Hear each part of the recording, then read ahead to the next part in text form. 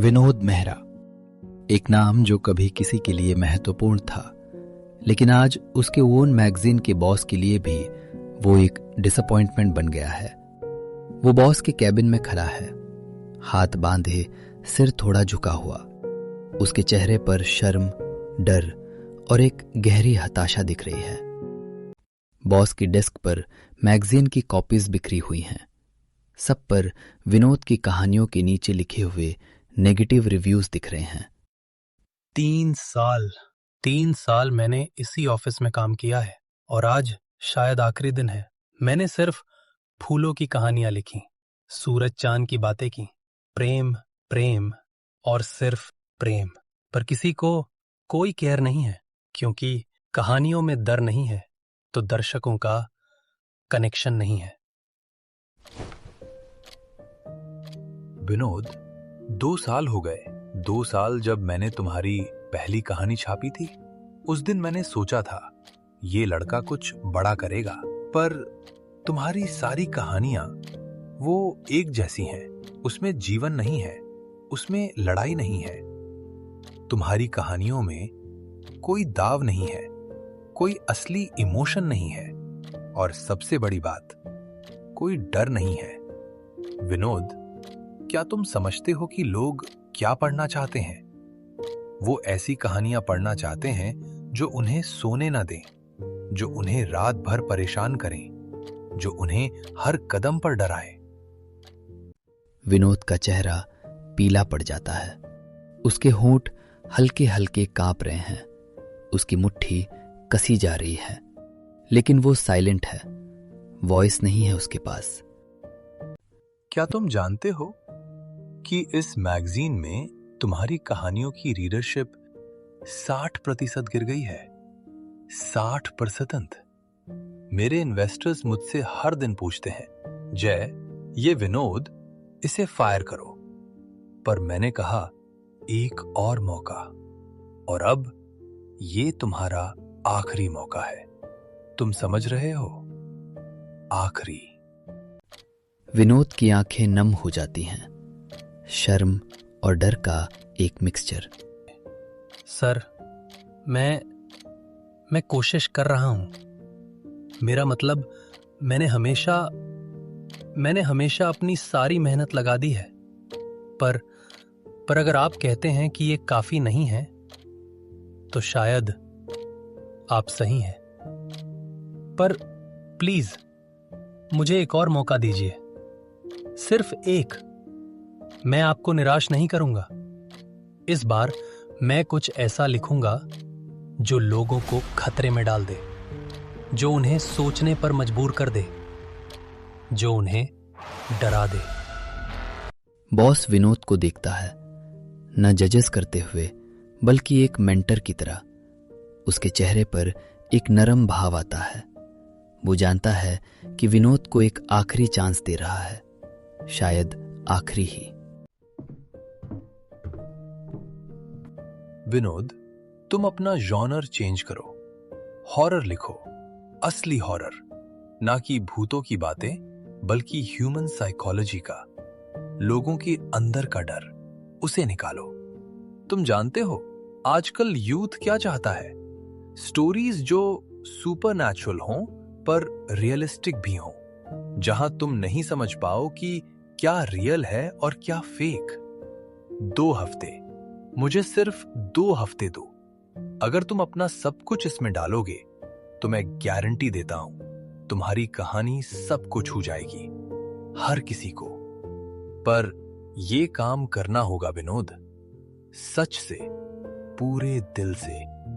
विनोद की आंखों में एक नई स्पार्क। शायद यही था एक आखिरी मौका जो एक सीनियर दे रहा था एक जूनियर को। विनोद ऑफिस से बाहर निकलता है। सड़क पर चलते हुए उसके दिमाग में एक स्टॉर्म है। हॉरर, असली हॉरर, कहानी जो लोगों को डरा दे। पर कहानी कहां से आएगी?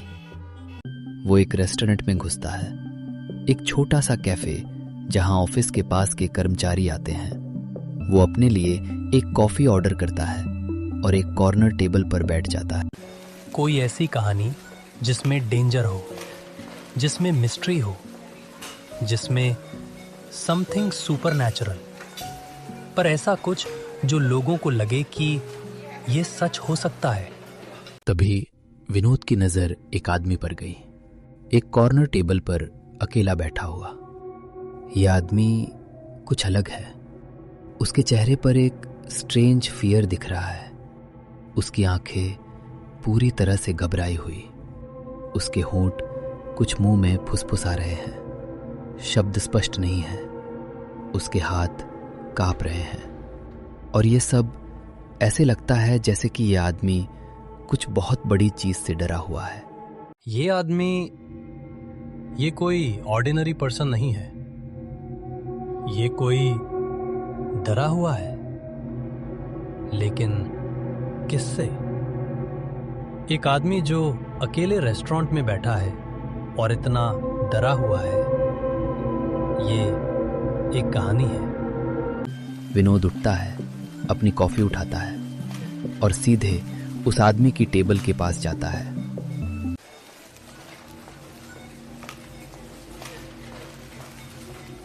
एक्सक्यूज मी, क्या मैं यहाँ बैठ सकता हूँ? सब टेबल बिजी हैं। आदमी विनोद को देखता है। उसकी आंखें पहचान के लिए खोजती हैं कि ये कौन है। फिर आदमी अपने सामने की चेयर की ओर इशारा करता है। मैं विनोद हूँ। आदमी कुछ नहीं बोलता। वो सिर्फ विनोद को देखता है, फिर अपनी कॉफी में देखता है।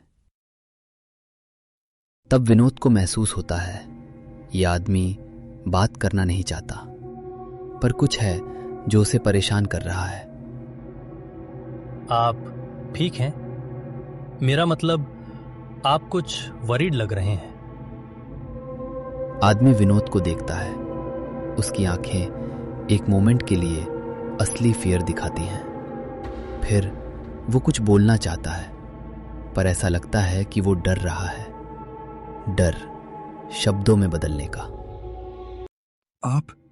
क्या आप अकेले रहते हैं? विनोद एक मोमेंट के लिए कंफ्यूज्ड है। फिर वो समझता है ये आदमी कुछ बहुत गहरा चीज के बारे में बात कर रहा है। हाँ, मैं अकेले ही रहता हूँ। क्यों? क्या कुछ प्रॉब्लम है? तो फिर आप इसे समझ सकते हैं। अकेले रहना मतलब कि आप हमेशा के लिए अकेले रह सकते हो। कोई हमेशा देख रहा है। जब आप सोते हो, जब आप नहाते हो, जब आप अकेले होते हो, वो आपको अपने हाथों में खींच सकती है। विनोद की स्किन पर एक चिल दौड़ता है। ये कोई नॉर्मल बातचीत नहीं है, लेकिन एक जर्नलिस्ट की तरह विनोद फैसिनेटेड है। कौन देख रहा है? आप किस बारे में बात कर रहे हैं?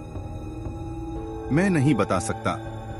अगर मैं यहाँ भीड़ में बोलूंगा तो वह मुझे यहीं इसी मोमेंट में ले जाएगी। इसलिए मैं हमेशा भीड़ में बैठा हूँ, लोगों के बीच, क्योंकि वो भीड़ में नहीं आ सकती। वो हमेशा अकेलेपन की तलाश करती है। ये मोमेंट विनोद के लिए एक टर्निंग पॉइंट है। ये कोई स्टोरी नहीं है, ये कोई रियल फियर है। और विनोद को रियलाइज होता है ये यही हो सकता है, यही वो स्टोरी हो सकती है जिसकी जरूरत है। क्या आप मेडिकल हेल्प ले रहे हैं, या फिर क्या आप किसी रियल चीज से डर रहे हैं? मैं आपको नहीं बता सकता। अगर मैं शब्दों में बोलूंगा तो यह रियल हो जाएगा, और यह रियल हो गया तो मैं मर जाऊंगा। आप समझ रहे हैं? मैं ऑलरेडी मर रहा हूं। तभी एक कमोशन होता है। एक वेटर टेबल के पास आता है। आदमी अचानक छलांग लेकर खड़ा हो जाता है। उसका चेहरा प्योर टेरर में बदल जाता है। वो अपनी चेयर लेकर भीड़ की ओर भागना शुरू कर देता है, चिल्लाता है, नहीं, मैं यहाँ रहूंगा। यहाँ भीड़ के बीच, बाहर नहीं जा सकता, बाहर वह है। विनोद भी उठ जाता है, लेकिन आदमी को रोक नहीं सकता। वो भीड़ के बीच में जा बैठता है, छोटे बच्चों के साथ, बड़ों के साथ, कहीं भी, बस अकेला ना हो। और फिर रेस्टोरेंट में एक अनोखी शांति फैल जाती है। सब लोग गौर नहीं करते, सब अपने काम में लगे हैं। पर विनोद को पता है, ये एक रियल स्टोरी है। ये यही है। ये आदमी, ये कोई सामान्य आदमी नहीं है। ये कोई जो कुछ सुपरनैचुरल से डर रहा है। और यही मेरी कहानी हो सकती है। पर कौन है ये एंटिटी जिससे ये डर रहा है? क्या हो सकता है वो? एक घोस्ट, एक डीमन, कोई शक्ति? विनोद, तुम्हें ये पता लगाना होगा। विनोद अपनी सीट पर वापस बैठता है। कॉफी ठंडी हो चुकी है, पर उसके दिमाग में एक गर्म विचार है, एक कहानी जो अभी शेप ले रही है। विनोद घर वापस आता है।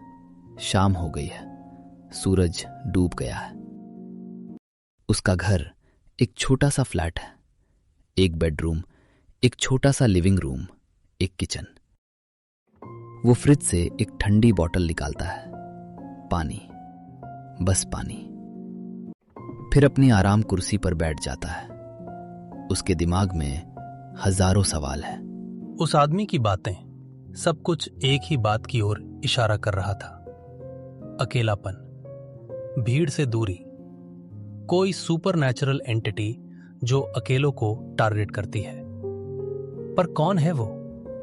क्या मैं इसे एक फिक्शनल कैरेक्टर बनाऊं? या फिर क्या ये कहानी असली है? और अगर असली है तो कहानी को कहां से शुरू करूं? फिर अपने लैपटॉप को खोलता है। ब्लैंक पेज, बस एक ब्लैंक पेज।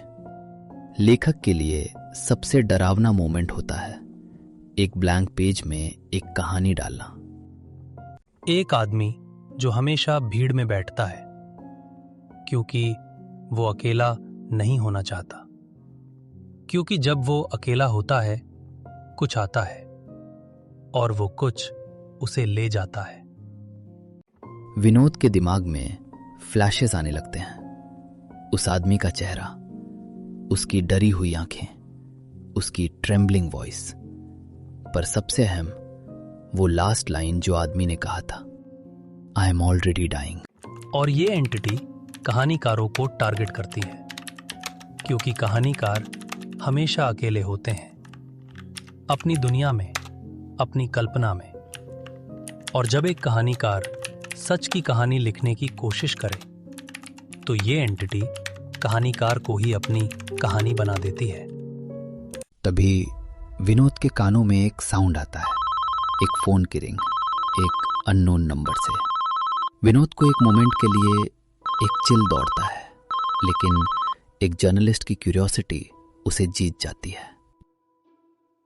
हेलो, कौन बोल रहा है? दूसरी तरफ से एक आवाज आती है, एक मधुर आवाज, एक औरत की आवाज। पर इस आवाज में कुछ अलौकिक है। विनोद, तुम अपनी कहानी लिख रहे हो? मेरी कहानी? मैं हूं कर्ण पिशाचनी और तुम मेरे लिए एक कहानीकार हो, मेरा अपना कहानीकार। जीवन बदल दूंगी तेरी, हर मनोकामना पूरी कर दूंगी, पहचान दे दूंगी तेरी। बस एक शर्त, तू मेरी कहानी पूरी सच्चाई के साथ लिख। विनोद की स्किन पर सब कुछ खड़ा हो जाता है। ये कोई प्रैंक नहीं है, ये कोई सिमुलेशन नहीं है, ये असली है। ये कौन है? ये क्या जोक है? मैंने कुछ गलत किया? गलत नहीं, तुमने कुछ सही किया है। तुम्हारी खोज, तुम्हारी जिज्ञासा मुझे मिल गई। और अब मैं तुम्हें कभी नहीं छोड़ूंगी। अलविदा विनोद। फोन की साउंड खत्म हो जाती है। विनोद का चेहरा वाइट पड़ जाता है और फिर विनोद को रियलाइज होता है वो जो कहानी लिखने चला था वो खुद एक कहानी बन गया है। विनोद अपने लैपटॉप पर वापस लिखना शुरू करता है, पर यह बार अलग है। जब वो लिखता है तो लगता है कि वो खुद नहीं लिख रहा, कोई और उसके माध्यम से लिख रहा है। एक कहानी जो कभी खत्म नहीं होगी, क्योंकि ये कहानी मेरी है और ये कहानी सच है। कर्ण पिशाचिनी एक आत्मा, एक पावर, एक एंटिटी जो हमेशा कहानीकारों को ढूंढती है। और जब एक कहानीकार सच का सामना करे तो वह कहानीकार खुद एक कहानी बन जाता है। विनोद को लगता है कि कुछ बहुत गलत हो रहा है, पर वो लिखना नहीं रोक सकता। वो नहीं चाहता रोकना, क्योंकि शायद कहानी पूरी हो जाए तो ये सब खत्म हो जाएगा। तभी विनोद की डेस्क पर रखी एक तस्वीर उल्टी हो जाती है। विनोद को लगता है कोई घर में है। वो अपने चारों ओर देखता है, कोई नहीं, सिर्फ अंधेरा। विनोद फिर से लिखना शुरू करता है, पर यह बार उसके दिमाग में फ्लैशेस आ रहे हैं। मैं क्या लिख रहा हूं?